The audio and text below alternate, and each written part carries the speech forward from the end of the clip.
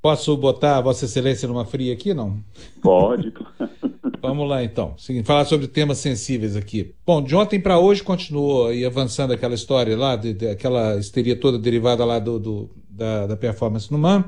Tivemos em Brasília o deputado Laerte Bessa. Parece que ele é parente direto do Selacantos, porque as ideias dele são, assim, ideias de um fóssil que está vivo, entendeu? Ele homenageou a ditadura, ameaçou bater no ator e por aí vai. E hoje nós tivemos uma outra coisa, que foi a condenação do deputado Jair Bolsonaro por crime de racismo pela Justiça do Rio de Janeiro. Eu queria que o senhor me dissesse o que é que está acontecendo com o planeta. Por que nós estamos vivendo uma onda retrógrada dessa, assim, em que, enfim, a civilidade do iluminismo, essa coisa toda, voltam a dar lugar enfim, à violência, à agressão, à intolerância. O que está acontecendo com o planeta? A agressão, ela sempre existiu, o conservadorismo sempre existiu. Eu acho que o pensamento mais reacionário, inclusive por erros de associação entre esquerda e falta de ética, o pensamento mais reacionário tomou fôlego, ele foi às ruas e, apesar de ele sempre ter sido muito presente, ele tinha um pouco mais de vergonha no passado. Em questão específica do deputado Bolsonaro, uma fala dele associando quilombolas a gente inoperante ou preguiçosa, gorda e dependente, ela não só é uma frase infeliz, como caracteriza uma agressão a uma comunidade que lutou muito historicamente. É uma generalização indevida. Em primeiro lugar, não é apenas que ele incorre num crime, também mostra um pensamento generalizador, que seria como dizer que todo militar é um torturador, o que é um erro. Não? É um erro dizer que todo quilombola é isso ou aquilo, sempre é um erro científico, em primeiro lugar, a generalização. O deputado não apenas mostra que o pensamento dele é tradicional, assim como o general Mourão, não apenas arriscou-se a ameaçar com uma questão de intervenção, mas ainda disse que o Brasil era fruto da inoperância ética portuguesa, ainda disse que era fruto da magia dos negros e da indolência dos indígenas. Então, este general Mourão e o deputado Bolsonaro, eles incorrem em generalizações que, no campo da história, esse caso de achar o indígena indolente, o negro mágico, o português não ético, elas foram superadas há 70 anos na historiografia. Eles demonstram falta de atualização bibliográfica, repetição de clichês e de pessoas de conversa de ponto de ônibus, coisa que não era para se esperar de um general e não era para se esperar de um deputado.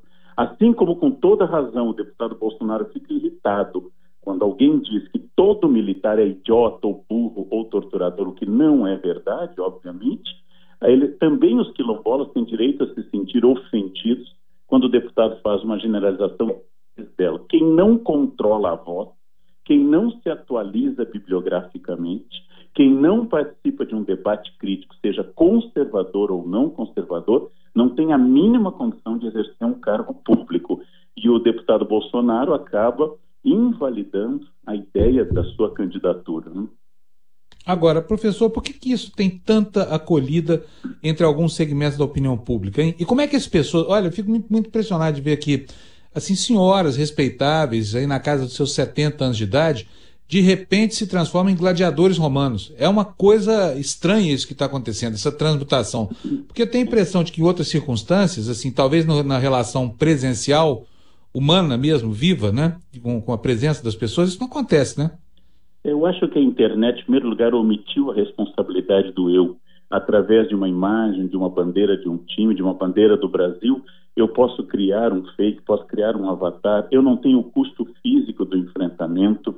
Eu tiro um pouquinho da ideia de responsabilidade, e aí eu sou um robesiano, no sentido que eu acho que este mal, essa violência, ela existe na sociedade. A internet permitiu que ela entrasse em contato. Então, não é apenas o que disse e celebrizou Humberto Eco, que a internet deu voz aos idiotas. Ela também liberou o superego das pessoas, porque elas podem dizer e podem atacar. Como eu disse, deveria causar graça o fato de que há pouco tempo, eu disse isso em público, um menino de 15 anos do ensino médio me desafiou a debater história com ele sobre qualquer ponto para ele me derrotar em conhecimentos históricos. Quer dizer, deveria causar graça uma coisa dessa, mas é um pouco preocupante, menos preocupante quando é alguém de 15 anos, um pouco mais preocupante quando é alguém adulto imaduro. Então, nós estamos aprendendo um pouco desse espaço público da internet e da omissão do eu e omissão da responsabilidade.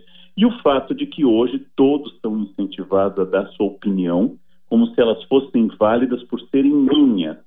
Elas são válidas do ponto de vista da minha liberdade. Mas se alguém me pede opinião sobre física quântica, eu, Leandro, vou calar, porque eu não tenho a menor ideia do que seja física quântica.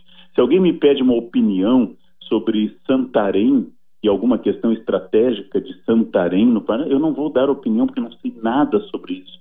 Mas todas as pessoas dão opinião sobre Constituição, sobre história, sobre regime militar e assim por diante. Então, essas questões são muito complicadas e são típicas do nosso mundo líquido, de diluição de barreiras em que todos se tornam doutores em direito constitucional porque abriram uma conta no Facebook.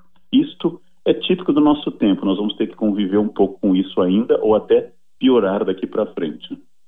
Professor Leandro Carnal volta nessa semana conosco aqui nos Bastidores do Poder. Por enquanto, um beijo e até mais, professor. Um beijo, até mais.